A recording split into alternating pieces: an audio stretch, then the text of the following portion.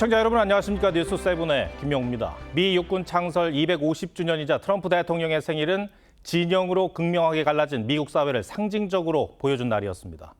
수도 워싱턴 DC에 모인 국민들은 최대 규모의 군 열병식에 환호하며 대통령 생일을 축하했습니다. 반면 동시에 미 대륙 전역에선 트럼프 대통령의 정책에 반대하는 국민들이 거리로 쏟아져 나왔습니다.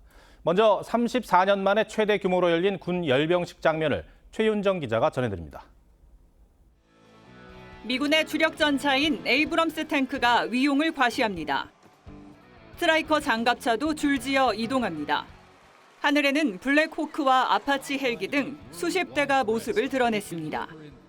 And high in the sky, the AH-64 Apache. It's the premier attack helicopter in the world. 미 육군 창설 250주년 기념 열병식은 독립전쟁부터 1, 2차 세계대전, 한국전과 걸프전쟁 등을 거쳐 현재 육군의 모습까지 250년의 군 변천사를 보여줬습니다. 과거 전쟁에 투입됐던 말과 노새, 군견의 행진과 미래 전투 물자인 로봇견도 함께 등장해 눈길을 끌었습니다. 20만 명이 운집한 이번 행사에서 시민들은 군인들과 호흡하며 하나의 축제를 즐겼습니다. You know, I'm proud to be here for the Army's celebration. Some of us just have to look back on things and realize what's important to us. 트럼프 대통령은 자신의 79번째 생일이기도 한 이날 열병식을 직접 참관했습니다.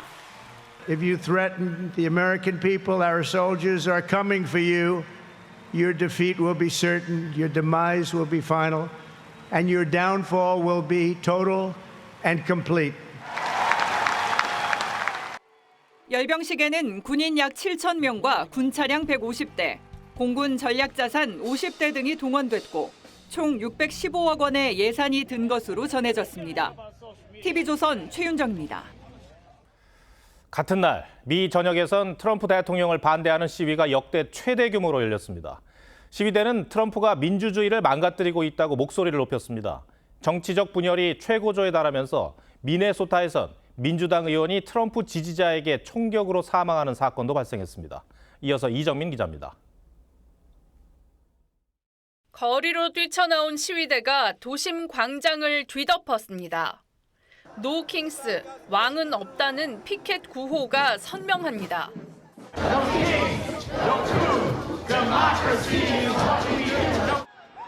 기마 경찰과 대치한 시위대는 뒷걸음질 치다 넘어지기도 합니다. 불법 이민자 단속의 반발에 지난주부터 이어져 온 반트럼프 시위가 트럼프 대통령 생일에 정점을 찍고 전국에서 최대 규모로 열렸습니다. I believe that Donald Trump is destroying our country. He has sold out democracy that to the highest bidder. 독립혁명의 상징 필라델피아에선 10만 명, 뉴욕 맨하튼에선 5만 명이, 로스앤젤레스 3만 명, 시카고엔 15,000명이 모였고 미 전역 2천여 곳에서 500만 명이 운집한 것으로 집계됐습니다. 5년 전 백인 경찰의 흑인 과잉 진압 사태 반발 시위 이후 최대 규모입니다.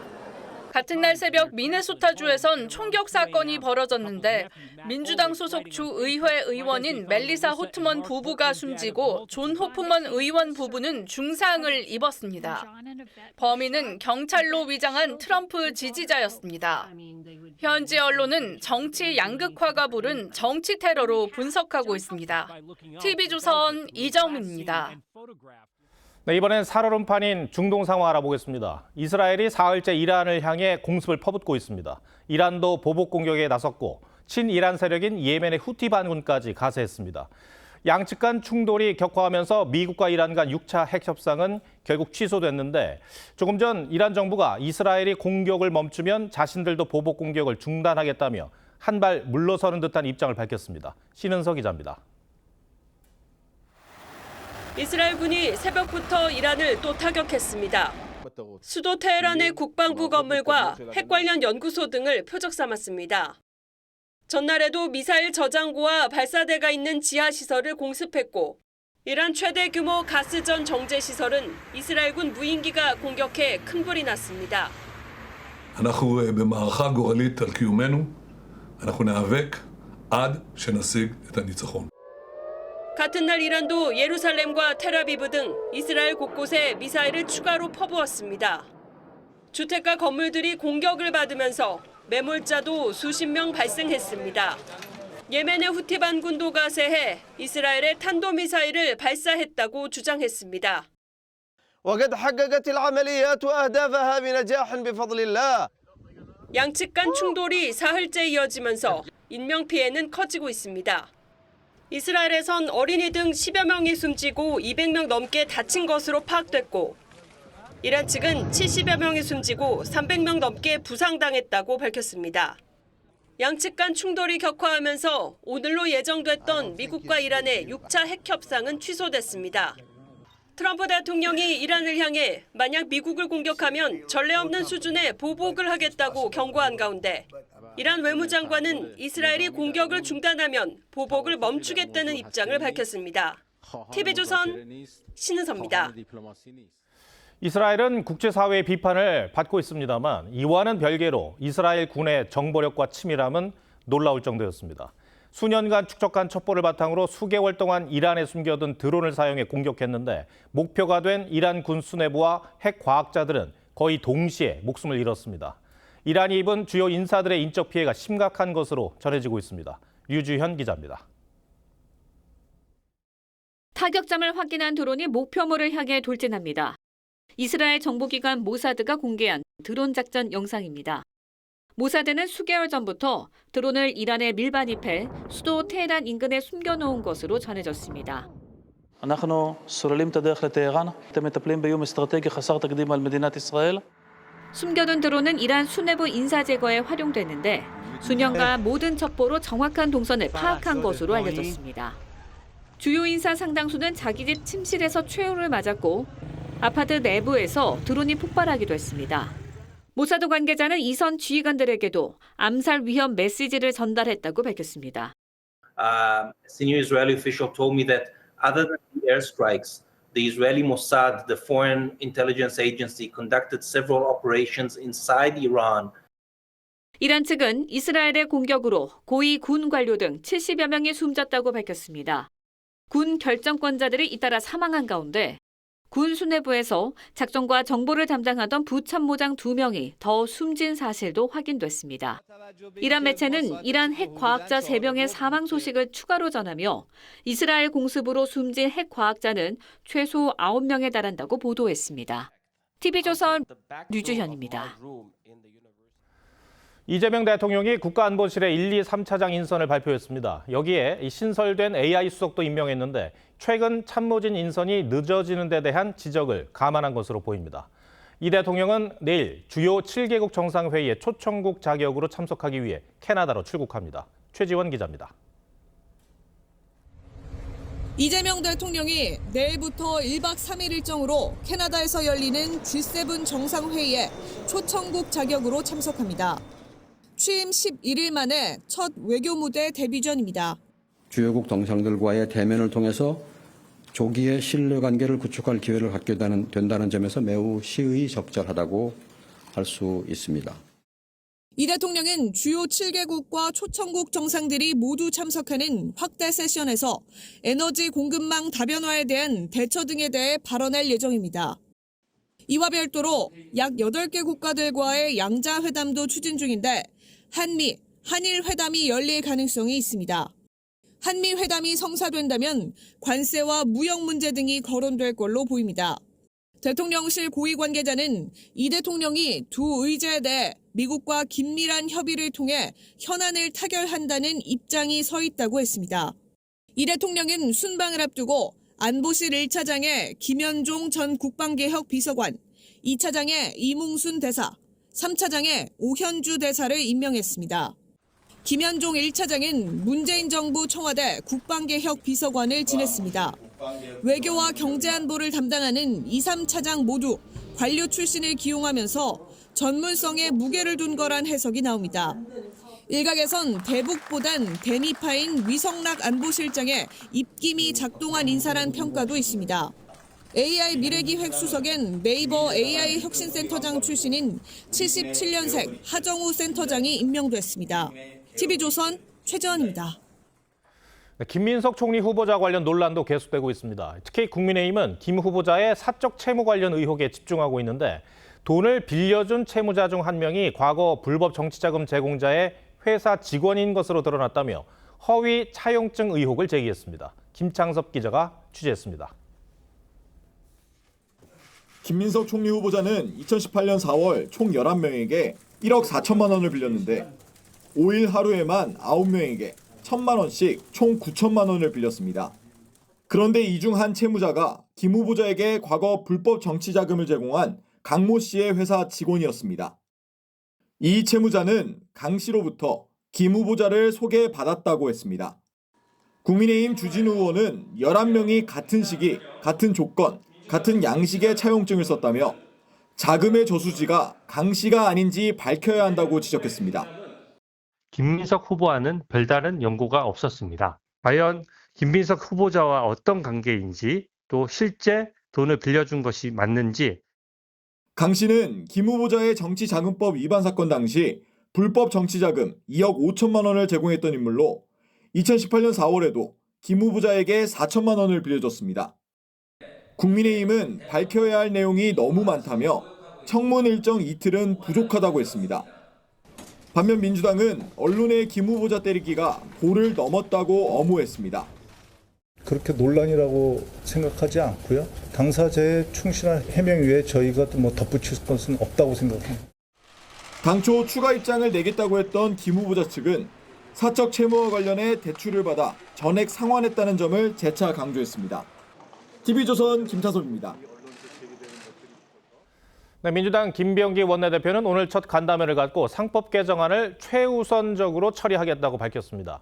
야당과 의견차를 좁히지 못했던 법안부터 전면에 내세우며 강한 여당을 기치로 내건 셈입니다.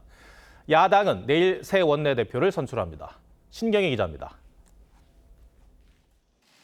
6개월이 개혁 골든타임이라는 점을 고려했다며 새 지도부 인선을 발표한 민주당 김병기 원내대표는 상법 개정안 최우선 처리 의사를 재차 밝혔습니다. 상법은 이게 워낙 중요하고 저희가 코스피 5천을 가는 데 있어가지고 이 반드시 필요한 좀 법안이라고 저희는 생각을 하거든요. 상법 개정안은 이사의 충실 의무를 주주로 확대하고 집중투표제 강화 등을 골자로 하는데 이른바 개미 투자자들에겐 호응을 얻지만 재계에선 경영권 개입을 우려하며 반대해 전 정부에서 거부권이 행사된 바 있습니다. 김 원내대표는 야당의 법사위원장 요구에 대해선 상임위원회 운영규칙상 2년마다 교체한다는 규정을 준수하겠다며 거절했습니다. 법사위가 여당에 있다고 해서 소통이 안 되는 건 아니라고 생각을 합니다. 법사위가 어디 있느냐와는 별로 관계가 없다고 생각을 합니다. 다만 여야 만남을 정례화하겠다며 협치의 공간은 열어뒀습니다. 사선 정청래 의원은 당 의원들 중 제일 먼저 당권 도전 출사표를 던졌습니다. 반면 국민의힘에선 원내대표 후보들을 중심으로 대여 공세 메시지가 이어졌습니다. 송원석 의원은 이재명 대통령의 거짓과 무능을 철저히 밝히겠다 했고 이현승 의원은 일방적 입법 독주의 책임은 정부 여당이 지도록 하겠다. 김성원 의원은 물러서지 않는 더 강한 야당을 만들겠다고 각을 세웠습니다. 국민의힘은 내일 제1야당이 된 뒤 첫 원내대표를 선출합니다. TV조선 신경입니다.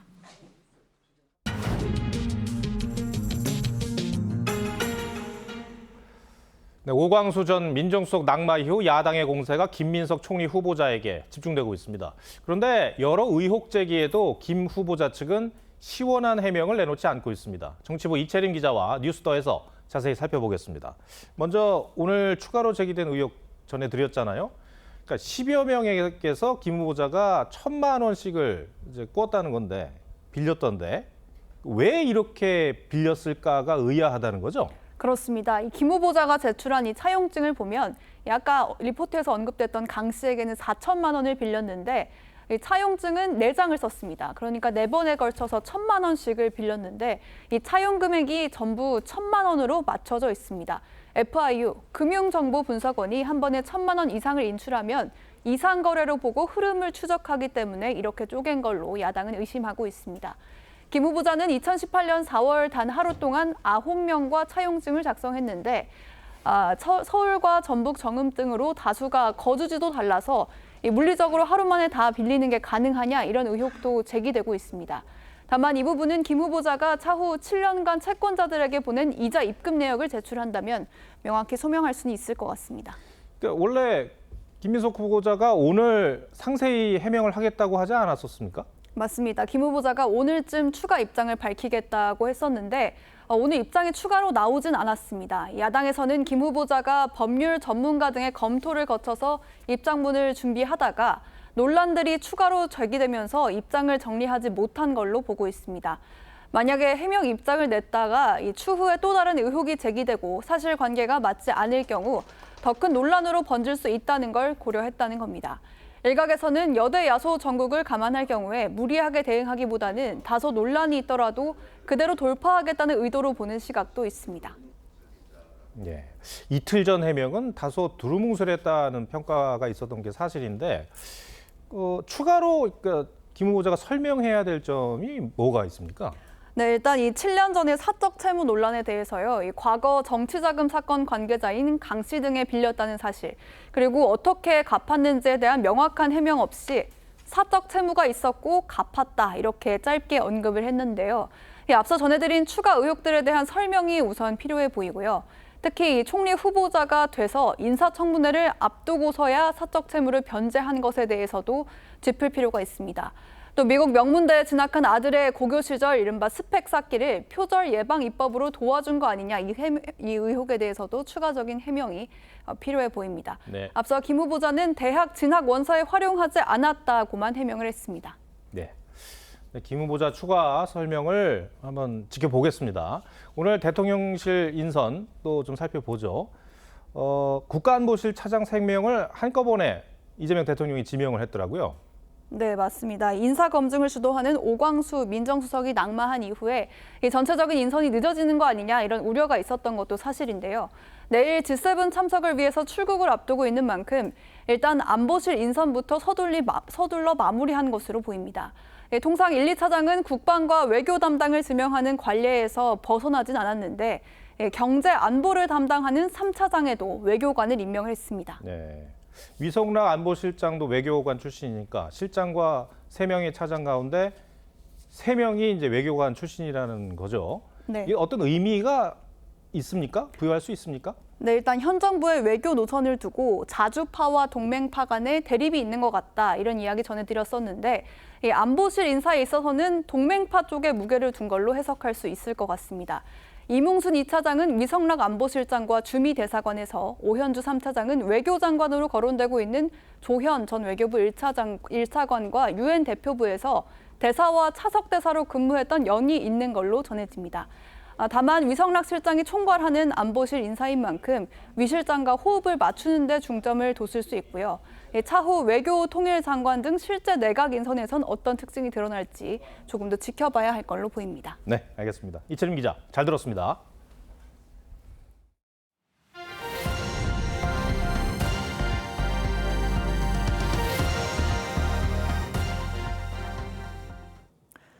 (30도를) 훌쩍 넘는 찜통더위가 기승을 부린 하루였습니다. 수도권 일부 지역엔 올해 첫 폭염주의보가 발령됐는데요. 저녁 늦게 중부지방에서 시작된 비는 습도만 높이고 당분간 후텁지근한 날이 계속되겠습니다. 이나라 기자입니다. 횡단보도 신호를 기다리는 사람들이 그늘막 아래 모여 있습니다. 내리쬐는 햇살을 막으려 양산도 펼쳐봅니다. 많이 더운데요. 그래도 이렇게 광장에 물도 뿌려주고 하니까 나름 이렇게 휴식을 취할 수 있는 것 같아요. 시원하게. 경기도 안성 34.5도 등 전국 대부분 지역 낮 최고 기온이 30도를 넘었습니다. 광화문 광장에 마련된 분수대에는 아이들이 더위를 잊은 채 뛰어놀고 있는데요. 현재 이곳의 기온은 32도가 넘습니다. 더웠어요. 물놀이 마치고 뭐 먹고 싶어요? 아이스크림. 안성과 포천, 양평 등 경기 지역 6곳은 이틀째 체감 온도가 33도를 넘어 올해 첫 폭염주의보가 내려졌습니다. 다만 늦은 오후 중부 지역에서 시작된 비가 전국으로 확산되면서 내일까지 제주는 120mm, 남해안 100mm, 인천과 경기 북서부는 80mm 넘는 많은 비가 내리겠습니다. 더위가 잠깐 누그러지겠지만 습도가 오르면서 다시 찜통더위가 이어지겠습니다. 비가 조금 예보되어 있는 상황이라서 기온이 오늘만큼은 그렇게 크게 올라가지는 않을 거지만 당분간 30도 내외의 더운 날씨가 조금 지속되는 형태가. 기상청은 노약자들은 가급적 야외 활동을 자제하고 온열 질환에 주의해야 할 것을 당부했습니다. TV조선 이나라입니다. 석 달 전 대형 산불의 피해 복구가 마무리되지 않은 경북 지역 주민들은 어제와 그제 장마의 시작을 알리는 비 소식에 또 한 번 가슴을 쓸어내렸습니다. 벌거숭이가 된 산에선 적은 비에도 토사가 쉽게 흘러내리는데 산불에 이어 장마 피해까지 입게 되진 않을까 지역 주민들의 불안감이 커지고 있습니다. 이심철 기자입니다. 굴삭기가 흙으로 막힌 배수로를 뚫습니다. 배수로는 산에서 흘러내린 토사로 꽉 막혔습니다. 경북 청송에는 어제 하루에만 100mm가 넘는 비가 쏟아졌습니다. 저 보서 다 흘러내리잖아요. 또라이 생기잖아요. 근데 그럼 어디 생겼단 말이에요? 사고 늘어나는 계속. 강한 비가 내린 산불 피해 지역엔 이렇게 없던 물길이 새로 생겨버렸습니다. 산불 피해 주민이 임시로 거주하는 조립주택 주변은 아직 옹벽 공사를 끝내지 못해 위태롭습니다. 흙이 드러나 있던 산비탈에 비가 내리자 빗물이 그대로 흘러내려 큰 물웅덩이가 생겼습니다. 주민들은 장마철 집중호우에 산사태가 나지 않을까 걱정합니다. 이 집도 위험하죠. 사실 절로 물이 내려오면 일로 다 타고 내려올 거 아닙니까? 저자서 물이 많이 내려오면 감당을 못 하잖아요. 막을 길이 없잖아요. 산불 피해 지역의 경우 산사태 위험이 이전보다 최고 200배까지 높아지는 것으로 조사됐습니다. 표면적으로는 탄 상태가 많이 있어서 흙이 잘 부스러지는 것을 좀 볼 수가 있고 육안으로 봐도 조금 강도가 약해지지 않았나라고 생각이 듭니다. 정부와 지자체는 산불 피해 지역을 중심으로 2차 피해를 막는 데 총력을 다한다는 방침입니다. TV조선 이심철입니다. 대구에서 스토킹하던 전 여자친구를 살해한 뒤 세종으로 도주했던 40대 남성이 결국 검거됐습니다. 경찰이 며칠째 추적에 애를 먹고 있었는데 돈을 구하려 지인에게 연락을 취했다가 덜미가 잡혔습니다. 장혁수 기자입니다. 파란색 모자에 마스크를 쓴 남성이 호송차에서 내립니다. 범행 동기를 묻는 취재진의 질문에는 침묵으로 일관합니다. 살인 혐의 인정하십니까? 왜 죽였습니까? 지난 10일 대구에서 전 여자친구를 흉기로 살해하고 세종으로 도주했던 40대 남성이 어젯밤 붙잡혔습니다. 범행 당시 아파트 가스배관을 타고 6층까지 올라간 남성은 범행 후에는 아파트 현관으로 나와 승용차를 타고 세종으로 도주한 뒤 다시 청주로 이동한 것으로 파악됐습니다. 경찰은 인력 수백 명과 드론, 탐지견 등을 동원해 수색했지만 발견하지 못했습니다. 하지만 남성이 현금을 구하기 위해 지인에게 연락했고 지인 소유의 창고에서 만날 거라는 정보를 입수한 경찰이 현장에서 붙잡았습니다. 번호판이 없는 오토바이를 타고 나타난 남성은 경찰이 체포를 시도하자 별다른 저항을 하지 않은 것으로 알려졌습니다. 오늘 아침에 이제 조사 시작했어요. 오늘 중으로 갈 예정입니다. 경찰 조사에서 남성은 숨어 지내다 심신이 지쳐 모든 걸 정리하기 위해 내려왔다며 범행 일체를 자백했습니다. 앞서 남성은 지난 4월에도 피해 여성을 흉기로 협박해 체포됐습니다. 하지만 법원이 구속영장을 기각해 불구속 상태에서 조사를 받아왔습니다. 경찰이 여성의 집 앞에 지능형 CCTV를 설치하는 등 안전조치를 취했지만 끝내 범행을 막지 못했습니다. TV조선 장혁수입니다. 오늘 새벽 청주에서만 3건의 방화 사건이 발생했습니다.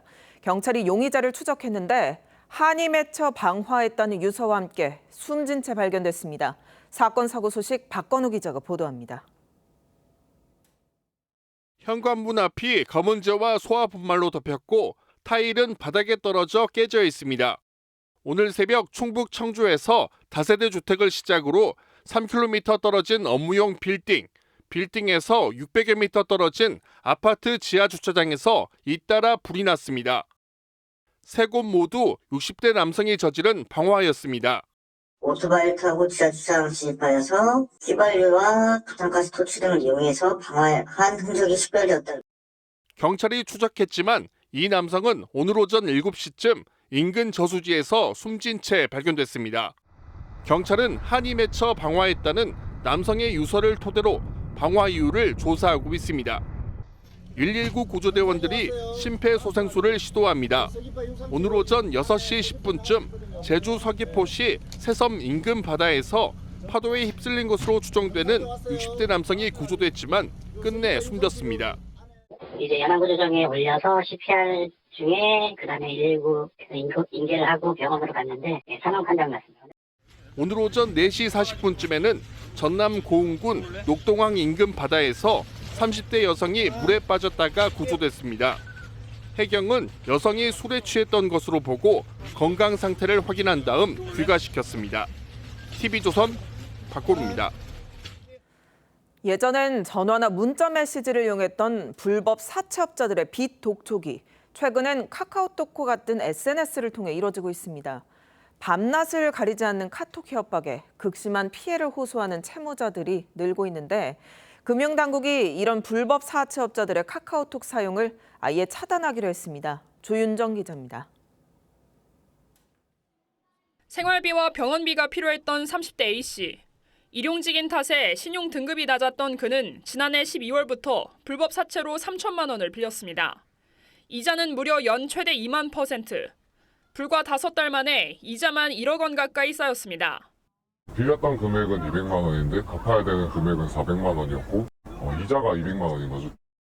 상환이 늦어지자 사채업자는 카카오톡 메신저를 통해 밤낮 없이 빚 독촉을 했습니다.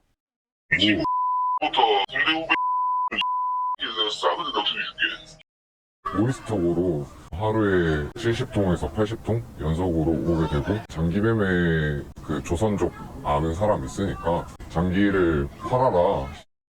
욕설은 기본, 가족이나 친구, 직장 동료에게까지 협박 메시지를 보냈습니다. 카카오톡 등 SNS를 통한 불법 사금융 피해 신고는 최근 3년 사이 40% 넘게 증가했습니다. 피해가 커지자 금융감독원은 내일부터 불법 사금융업자들의 카카오톡을 차단하기로 했습니다. 채권 추진하시는 분들이 사실 카톡이 아예 사용이 못하게 정지되는 효과가 있습니다. 톡으로 영업하는 것 자체도 차단하는 효과가 있어서 앞으로 불법 사채업자가 협박 등으로 빚 독촉을 해올 경우 카톡 채팅창 우상단에 신고하기 메뉴를 통해 즉시 신고할 수 있고 신고자의 익명성도 보장됩니다. 금감원은 다음 달부턴 홈페이지를 통해서도 SNS를 통한 불법 채권 추심을 신고받을 예정입니다. TV조선 조윤정입니다.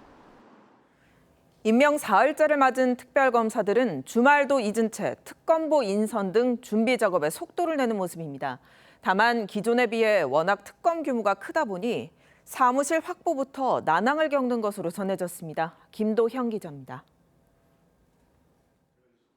국정농단 특검은 대치동, 드루킹 특검은 서초동 등 기존 특검 대부분이 서울 강남의 사무실을 얻었습니다.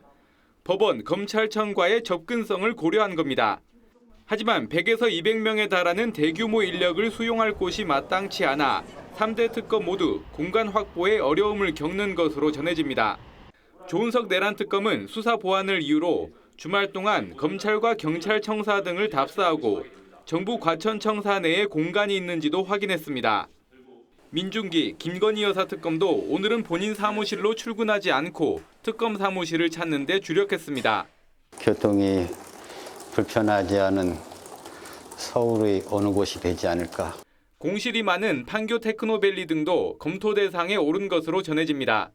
서초동이 제일 좋을 것 같은데 100명이 들어가는 빈 공실이 있을지는 모르겠습니다. 그래서 인선 작업도 분주합니다. 조은석 내란 특검은 자신을 보좌해 수사팀을 지휘할 특검보를 추천해달라고 대한변호사협회에 요청한 것으로 확인됐습니다. 변협은 모레까지 추천인 명단을 추려 넘기기로 했습니다. TV조선 김도영입니다. 집값이 또 심상치가 않습니다. 서울 아파트값이 9개월 만에 최고 상승률을 기록했는데요. 진보 정권이 들어서면 집값이 오른다는 속설에 불안감이 커졌기 때문이란 시각도 있습니다. 이 속설 근거가 있는 건지 이유경 기자와 따져보겠습니다. 네, 이 기자, 진보 정부 때마다 집값이 실제로 올랐습니까?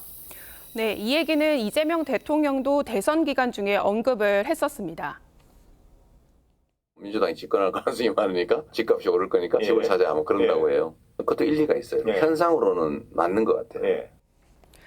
네, 지난 20년간 정권별 집값 변동률을 보면 노무현 정부 때 63.8%, 문재인 정부 72.5%로 상승폭이 두드러집니다.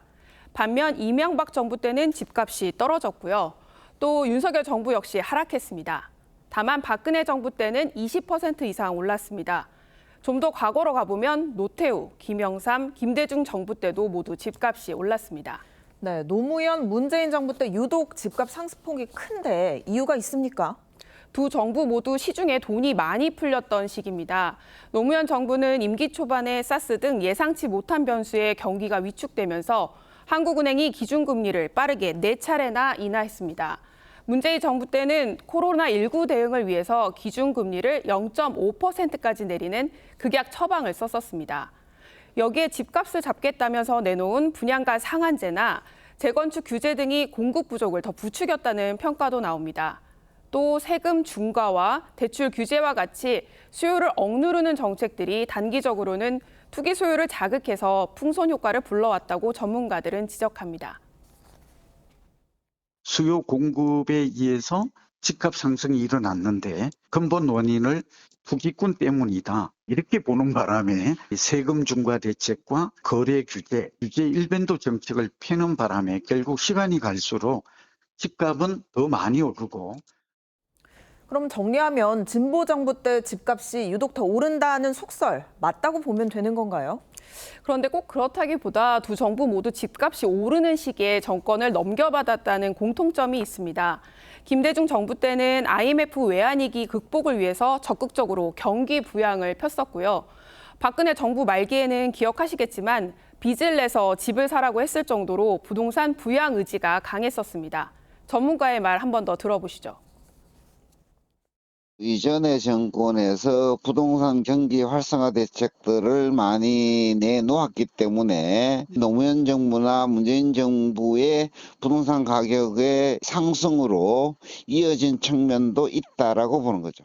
그래도 진보 정부의 정책이 워낙 수요 억제만 집중이 되어서 집값 불안을 키워왔다라는 분석이 많은 것도 사실이지 않습니까? 네, 그래서 이재명 대통령도 세금으로 집값을 잡지 않겠다며 주택 공급 확대를 내세우고 있는 것으로 보입니다. 집값이 하락했던 이명박 정부 때를 보더라도 2008년 글로벌 금융위기라는 특수성이 있었지만 집권 초기에 뉴타운 계획을 발표해 잠재 수요를 빠르게 흡수했다는 평가를 받고 있습니다. 최근 서울 집값이 과열 조짐을 보이자 금융당국은 내일 은행들을 불러 긴급 간담회를 열고 대출 조이기를 주문할 것으로 예상되는데 시장의 불안 심리를 잠재울 수 있을지 지켜봐야겠습니다. 네, 경기 부양을 위해서 정부가 대규모로 돈을 풀 거다라는 전망도 많은데 금리 인하가 추가 집값 상승으로 이어지진 않을지 좀 주목해 봐야겠습니다. 이 기자 잘 들었습니다.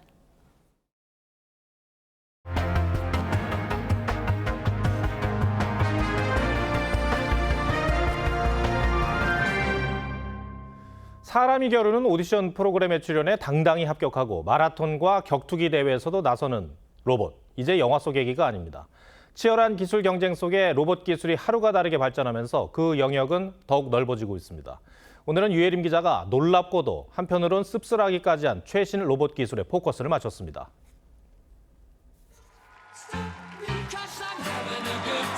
19년 전통의 미국 유명 오디션 프로그램 무대에 선 로봇개들이 록밴드 퀸의 노래에 맞춰 군무를 선보이자 심사위원들이 감탄합니다. 현대차 그룹의 자회사인 보스턴 다이내믹스가 개발한 스파스로 이 프로그램 역사상 첫 로봇 합격자가 됐습니다. This is something we have never seen on this stage.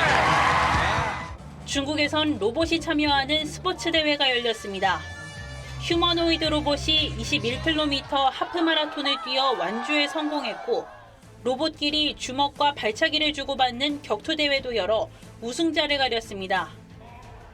并且在攻击的同时不被对方打倒，这个平衡的考验是比较重要的。 로봇의 기능엔 더 이상 한계가 없습니다.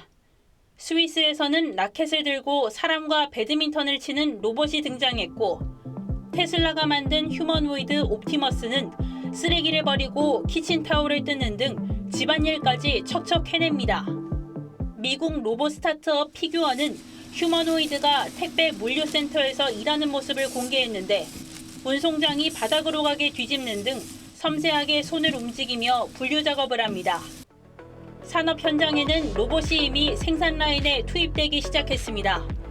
테슬라는 올해 말까지 옵티머스 수천 대를 공장에 배치하고 내년에는 다른 기업에도 판매할 계획입니다. 현대차도 미국 조지아주 신축 공장에서 로봇 950여 대를 활용해 자동차를 생산 중인데, 올해 말엔 휴머노이드 로봇까지 투입됩니다. 2035년까지 자동차 산업에서만 휴머노이드 160만 대가 도입될 것으로 전망되는데, 휴머노이드 시장 규모는 300억 달러, 우리 돈 41조 원까지 커질 전망입니다. 로봇 기술들이 빠르게 발전하고 있어서 기업들 입장에서는 최소한 2년 이내에 산업 현장에서 투입해서 돈을 만들겠다라고. 치열한 기술 경쟁 속에 빠르게 발전하고 있는 로봇. 로봇과 함께 살아가야 할 시대가 성큼 다가오고 있습니다. 뉴스7 포커스입니다. 알츠하이머나 파킨슨병 같은 뇌질환은 아직도 미지의 개척 분야입니다. 이 사람의 뇌가 가장 연구하기 어려운 장기이기 때문입니다. 국내 연구팀이 3D 프린터를 이용해 인공뇌를 만드는 데 성공했습니다. 어떤 의미인지 박재훈 기자가 설명해 드리겠습니다. 금속침이 투명한 판 위를 쉴 새 없이 움직이자 퍼즐 모양의 흰색 조각이 만들어집니다. 이 조각들을 겹겹이 쌓아 올린 후 실제 인간 세포와 같은 물질을 포함한 바이오 잉크를 뿌립니다. 2cm 크기의 작은 인공뇌, 벤이 완성되는 순간입니다.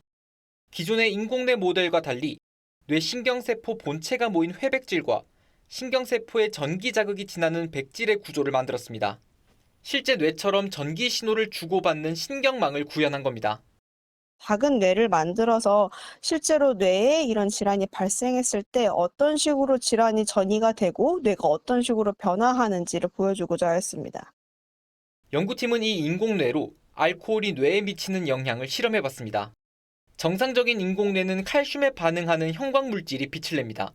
뇌신경세포가 활성화됐다는 뜻입니다. 반면 3주간 매일 3도 알코올을 주입한 인공뇌는 빛의 세기와 빈도가 확연히 줄어들었습니다. 회백질에선 알츠하이머와 관련된 단백질이 증가하는 것도 확인됐습니다. 알코올에 대한 뇌의 각 영역 반응을 시각화한 건 처음입니다. 이번 연구로 알츠하이머나 파킨슨병 같은 뇌 질환의 발병 원인과 과정을 알 수 있는 길이 열렸다는 평가입니다. 연구팀은 조기 발견과 치료 효과 예측에도 도움을 줄 것으로 기대하고 있습니다. TV조선 박재훈입니다.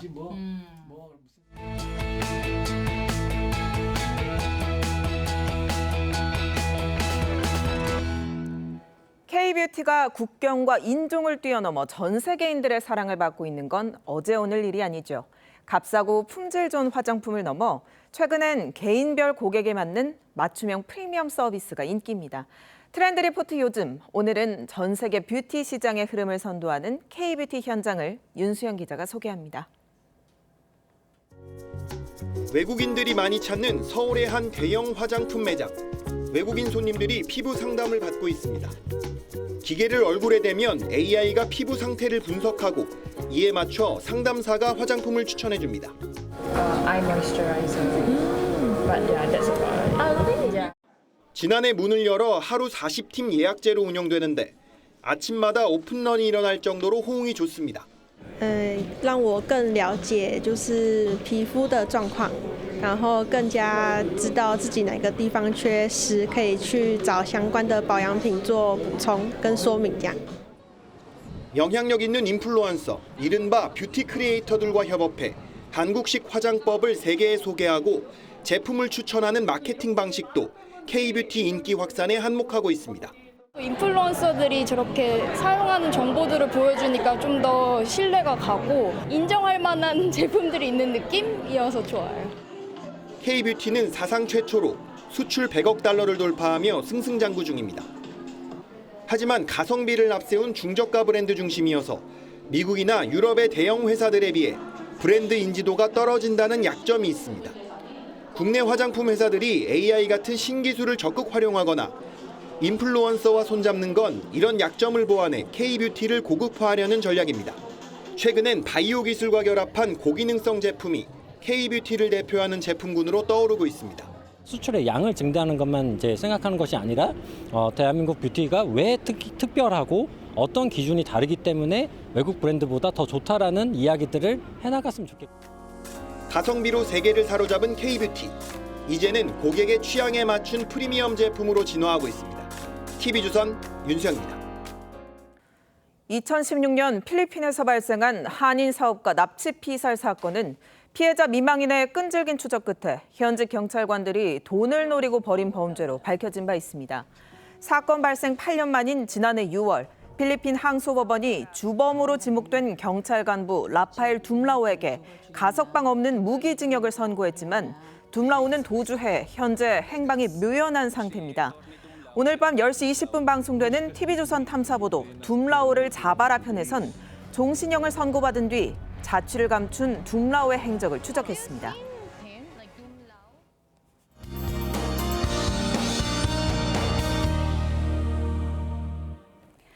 낮 동안 이어지던 폭염을 뒤로하고 제주를 시작으로 서쪽 지역 곳곳에 비가 내리기 시작했습니다. 비는 내일 오후까지 전국 대부분 지역에 내릴 텐데요. 예상 강수량은 제주 산간에 최고 150mm 이상, 남해안을 따라서 최고 100mm 이상, 인천과 경기 북부에는 80mm 넘는 많은 비가 내리겠고요. 그 밖의 지역에도 10에서 60mm 안팎의 강수량이 예상됩니다. 특히 중부지방과 남해안, 제주에는 시간당 30mm 넘는 강한 비가 예상돼 주의가 필요하겠습니다. 한편 전국적으로 바람도 강하겠습니다. 제주 산지에는 내일부터 강풍이 불겠습니다. 내일 해상으로는 물결이 최고 4m까지 매우 높게 일겠고요. 제주와 남해 먼 해상에는 풍랑특보가 내려진 가운데 그 밖의 지역으로도 확대되겠습니다. 내일 아침 기온은 오늘과 비슷하게 시작하겠고요. 한낮에는 서울 27도, 대전 28도로 오늘보다 낮겠습니다. 이번 비는 내일 오후에 잦아들겠지만 후텁지근한 날씨는 이어지겠습니다. 날씨였습니다. 6월 15일 일요일 뉴스 7 마치겠습니다. 시청해주셔서 고맙습니다.